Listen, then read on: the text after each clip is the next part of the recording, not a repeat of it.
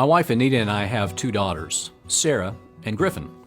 And after each one of them was born, right before they were baptized, a friend of our family gave us this picture to hang on each of their walls. A picture of Jesus with little kids. So we hung it on the kids' walls. And for all their 18 years growing up in our house, that picture of Jesus was in their bedroom every night.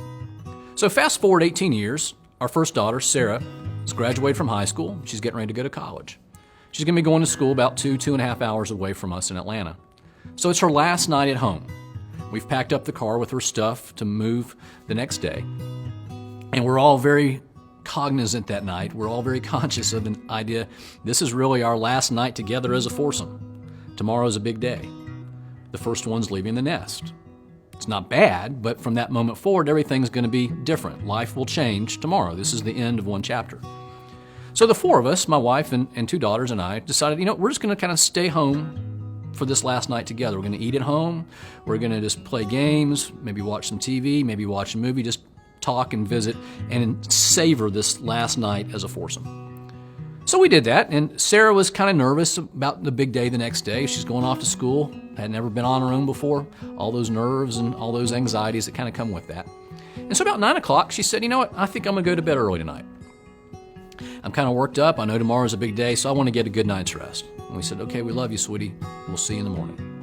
So the rest of us continued to kind of visit and kind of think about things. And about 10:30, I guess, I got up and I said, I'm going to go upstairs too, and I'm going to go to bed because since I'm the dad, I'm going to be doing most of the heavy lifting tomorrow, and we're going to have a big day, so I'm going to get a good night's sleep too. So I went upstairs and I went into our bedroom and I began to get ready for bed. And not long after that, my wife Anita came in, and I said, sweetie, I'm going to go down and check on Sarah before I go to sleep. She said, okay.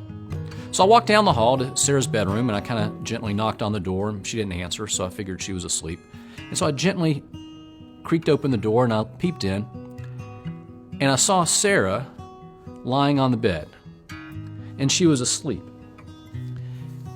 She was lying on the bed, 18 years old, with her picture of Jesus that had been on her wall for 18 years, squeezing that, sound asleep. I went back down the hall, kissed Anita goodnight to go to sleep, and she said, everything okay with Sarah? And I said, yeah, she's sleeping. And you know what? She's going to be just fine.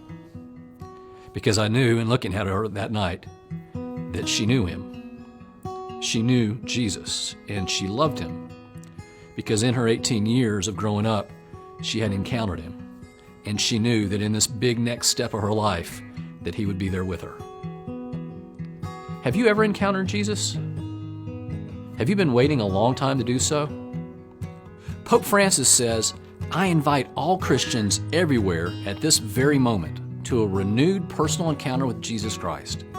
I invite all Christians everywhere at this very moment to a renewed personal encounter with Jesus Christ. What a great invitation. And that's exactly what you and I are going to do in this study, The Turning Point. In our study, we'll focus on 8 encounters that people have with Jesus in the Gospel of John. Sometimes it's an individual who has an encounter, and sometimes it's a group of people who encounter Jesus.